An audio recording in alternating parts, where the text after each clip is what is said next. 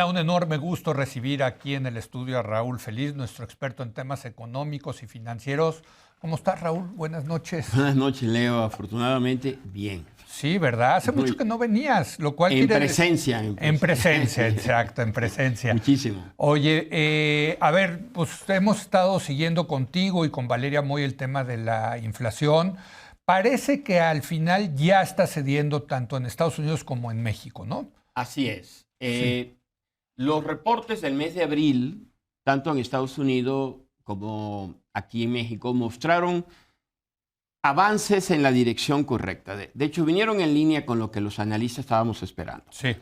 Pero son avances pequeños, son pequeños pasos positivos. Sí. Lo que debo decir es que esto es un proceso. No vamos a alcanzar las tasas de 2% en Estados Unidos o de 3,5% que buscamos aquí en México en el futuro inmediato. Futuro inmediato es 2023. Exacto. Este año no se van a alcanzar esas tasas. No estamos pensando que en el caso de Estados Unidos será hacia finales del 2024. En el caso de México será ya hacia la mitad del 2025.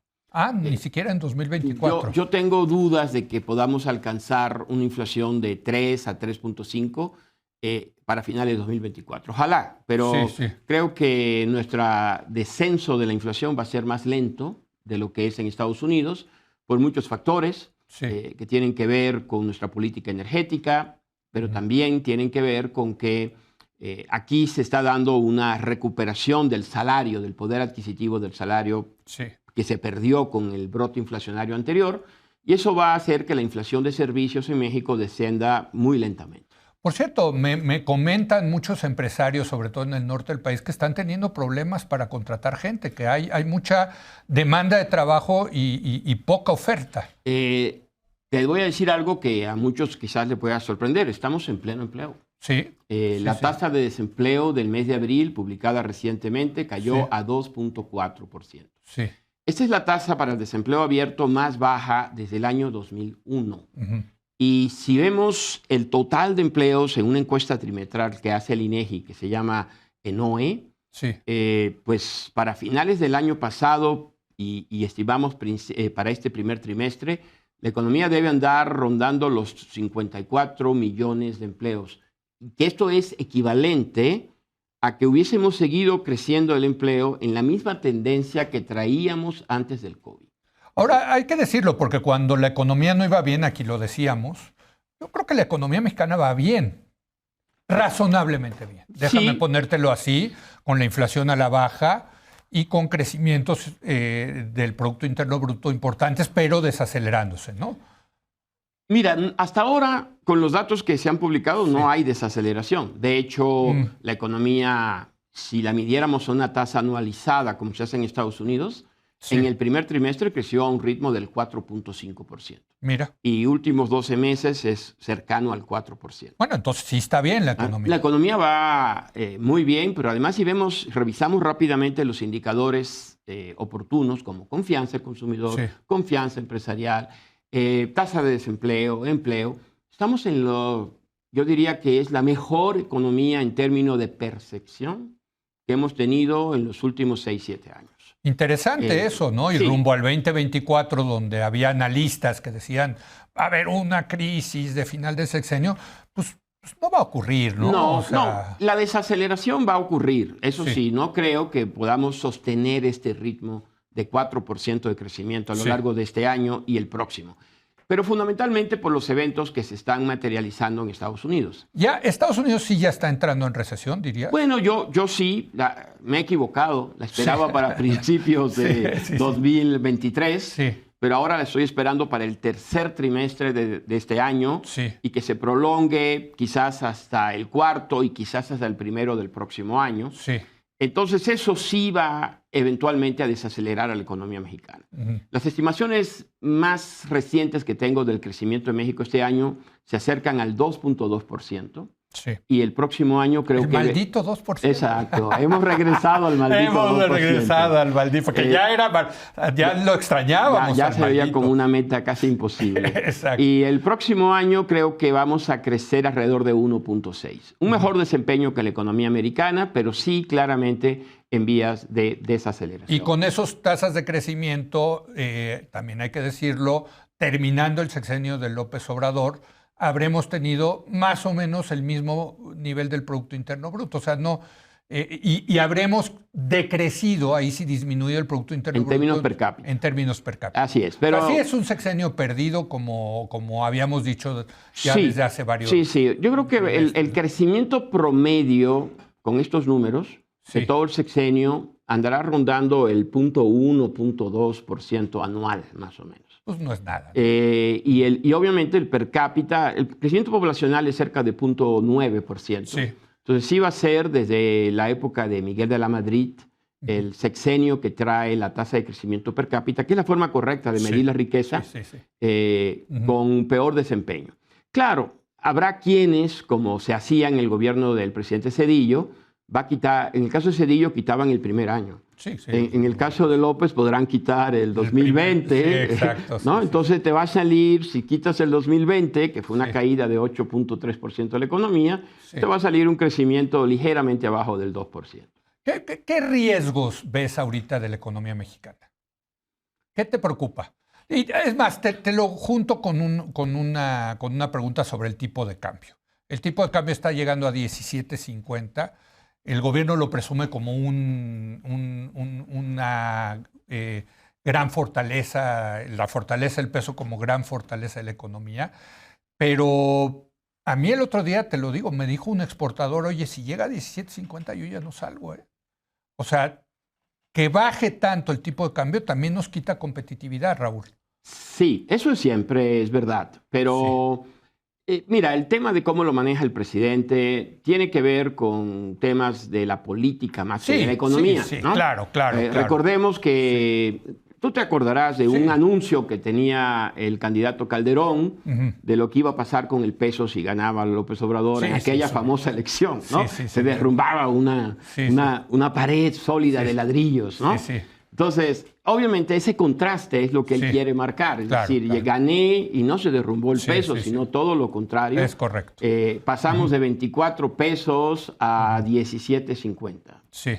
Contra todas las expectativas. Sí. Y aquellos que apostaron contra mí han perdido el 60% del valor de su inversión. Sí. Porque tienes que tomar en cuenta también el diferencial de tasa de interés a favor del peso. O sea, aquel que apostó usando la moneda. Los que se fueron a dólares perdieron, los que se quedaron en pesos. Perdieron 60% de la inversión. Es la diferencia entre peso y dólares. Obviamente eso es lo que el presidente quiere enfatizar para su discurso, su narrativa política. Ahora, si vemos el tema del dólar en términos de poder de paridad de compra, o sea, si está caro, si está barato, y lo vemos en una perspectiva de, ¿qué te gusta? 60 años, 50 años, 30, 20 años. Lo que te podría decir es que desde el inicio de este gobierno ha comenzado a regresar a lo que es su promedio de largo plazo. Más o menos el peso se había mantenido en los niveles que hoy está operando antes de que llegara Donald Trump a la presidencia. Cuando llegó Donald Trump, ahí fue el peso se desplomó. Recuérdate las amenazas de aquel entonces, sacarnos del libre comercio, cerrar la frontera, etc. Y posteriormente ha venido recuperándose. Pero también estos años ha coincidido con altas inflaciones. Entonces, en términos reales, el peso hoy está... No, está en los mismos niveles que estaba en el 2015, en términos reales. En términos reales. Correcto. Eso tú ya lo hiciste. Sí. Ahora, ¿no pierdes competitividad con eso? Claro, es mejor estar 15% más barato. Claro, para los exportadores, para los del sector turismo, en fin, ¿no? Yo personalmente prefiero un peso más barato, pero debo decirte, Leo, que hasta ahora, cuando vemos las exportaciones, no notamos que el peso sea un obstáculo en el corto plazo para el crecimiento de las exportaciones. México se ha vuelto una potencia exportadora de manufacturas, sigue exportando bastante bien. Entonces, lo que ha sucedido es que se ha dado una combinación de factores que han hecho que el peso sea fuerte.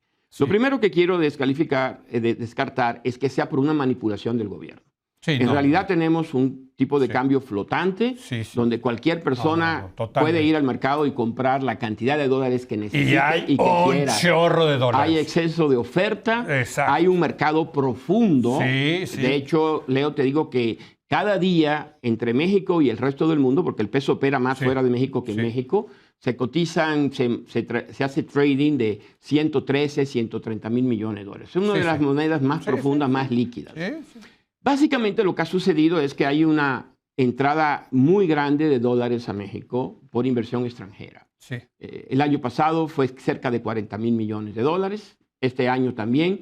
¿Qué parte de eso es el nearshoring? La reinversión, la gente saliendo de China o enfatizando la cercanía de México con el mercado americano, seguro es una parte importante de esa explicación. La otra es que este gobierno ha tenido, algunos lo cuestionan, pero yo creo que sí es correcto, ha tenido un manejo fiscal muy prudente. No, sí. Muy prudente. Aquí se los hemos reconocido. ¿Sí? Entonces, la demanda, ¿pudo haber México crecido más si el gobierno hubiese sido un poco más proactivo? Sí, y a lo mejor hubiese sido la solución correcta, pero no lo fue. Y lo que ha resultado es que a la economía le han quedado sobrando dólares. Entonces, tenemos déficit de cuentas corrientes, que son lo que, para que se entienda bien, es como el saldo de tu tarjeta de crédito. Entonces, la tarjeta de crédito de México, el saldo se llama la cuenta corriente. El déficit que tenemos el año pasado, que vamos a tener este año y el que viene, no rebasa 1%. Sí, que no es nada. 12, 13 mil millones de dólares que hay que financiar contra flujos de largo plazo de cerca de 40 mil millones de dólares. Y si además toma en cuenta que el Banco de México, para contener la inflación, ha subido 700 básicos la tasa de interés a 11.25. Qué bueno que sacas eso porque ya se nos está acabando todo eso el tiempo. Se combina y genera el superpeso que estamos viendo. Déjame irme, ya nos queda poco tiempo y me quiero ir precisamente al tema de las tasas de interés. ¿Cómo las ves en Estados Unidos y en México? Importante, la semana que entra se reúne la Junta de Gobierno del Banco de México. ¿Va a subir las tasas de interés? Creo que no. Ya no. Ya. ¿Se acabó? ¿Ya? Se acabó. O sea, 11.5 ahí llegamos. 11.25, perdón, ahí llegamos. Así es. Quizás, digamos decir, si tuviera que asignar una probabilidad de que a lo mejor subieran otros 25, sería una probabilidad de un 20, un 15%. Yo creo que el Banco de México va a mantener las tasas. Eso no quiere decir que la política monetaria ahora se vuelva expansiva. No, porque Banco de México... Bueno, con estas tasas... Va a mantener, son tasas que, descontando la inflación, están entre 6.5 y 7%. Es enorme, ¿no? Es enorme. Solo Brasil tiene tasas más altas que nosotros en el mundo. Y con el riesgo Brasil. En el mundo. Y con el riesgo Brasil. Así es. ¿No? Entonces, Banco de México creo que lo que va a hacer es, juzga que manteniendo las tasas 11.25 quizás hasta fin de año, esa es una postura bastante restrictiva. Incluso puede ser más restrictiva de forma pasiva porque la Reserva Federal va a comenzar a bajar tasas. ¿Tú crees que Yo creo que la Reserva Federal va a comenzar a bajar tasas este mismo año. ¿De verdad? Sí. Mira. Sí, porque hay en marcha una crisis bancaria que va a restringir la oferta de crédito en la economía. Y entonces esto es como un apretón monetario extra. Entonces la Fed va a tener que compensar ese evento que no estaba en el plan, aflojando un poco las tasas de interés a partir del mes de septiembre. Y Banco de México va a intentar, digo intentar porque no es seguro, mantener las tasas al 11.25. Así que no va a haber más tasas más altas, pero el atractivo del peso va a seguir e incluso se podrá fortalecer, porque en la medida en que baja la Fed, la tasa, y aquí se mantiene estable, el spread, el diferencial se amplía. Es correcto. Y entonces el peso... Entonces, a ver, para terminar, las condiciones estructurales de un peso fuerte se van a mantener por lo menos en el 23 y en el 24. Fíjate que esa es la conclusión a la que hay que llegar viendo los datos objetivos fríos. Sí, ¿no? Claro, como debe de serse. Ahora, eso no quiere decir que se tenga que ir a 17 o a 16.50. Yo creo que incluso si se rebotara a 18.5, 18.30, todavía es un peso muy fuerte. No, claro que sí, pues 18.30 estuvimos hace unas semanas. Por eso, entonces lo que vamos a estar es con un peso, yo no vengo a decir aquí, se va a volver más fuerte todos los días, no necesariamente. pero vamos a tener un peso fuerte. Vamos a tener un peso fuerte, que eso significa quizás entre 17.50 y 18.50. Calcula que llegue a 19 pesos. O 19 también sigue siendo fuerte. Correcto, verdad. muy Así fuerte. es, Muy ¿no? fuerte. Y podrá el presidente y su gobierno seguir presumiendo desde el punto de vista político que el peso está fuerte. Es correcto. Y que las políticas sociales no derrumbaron la estabilidad financiera de México. Gracias, querido Raúl. Buenas Gracias a Raúl Feliz. Gracias a usted por habernos acompañado. Muy buenas noches.